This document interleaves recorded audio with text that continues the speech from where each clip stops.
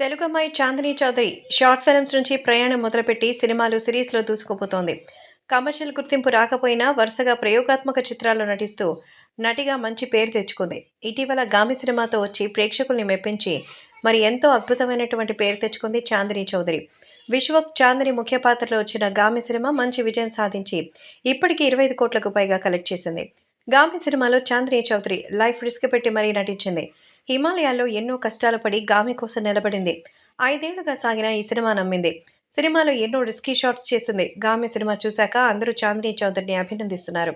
తాజాగా 'Gaami' movie team తిరుమలకెళ్లారు. తిరుమలలో వెంకటేశ్వర స్వామిని దర్శించుకున్న తర్వాత తిరుపతిలోని ఒక థియేటర్లో సక్సెస్ మీట్ నిర్వహించారు.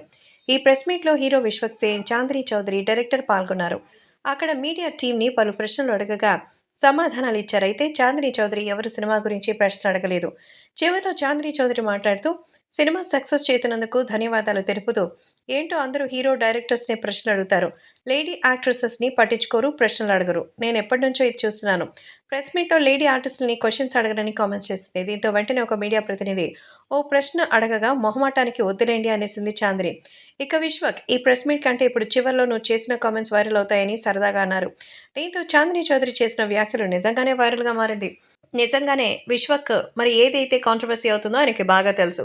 ఎందుకంటే గతంలో ఇలాంటి కాంట్రోవర్సీల విషయంలో ఎంతో మందికి మరి ఎన్నో రకాలైనటువంటి విషయాల్లో మరి చాందిని చౌదరి గురించే కాదు, విశ్వక్ కూడా అలాంటి మీడియా కాంట్రోవర్సీలు చాలా చూశారు కాబట్టి ఖచ్చితంగా చాందిని చౌదరి చెప్పిన మాటలు కూడా విశ్వక్కే చెప్పించుంటాడులే అని అంటున్నారు నెటిజన్లు.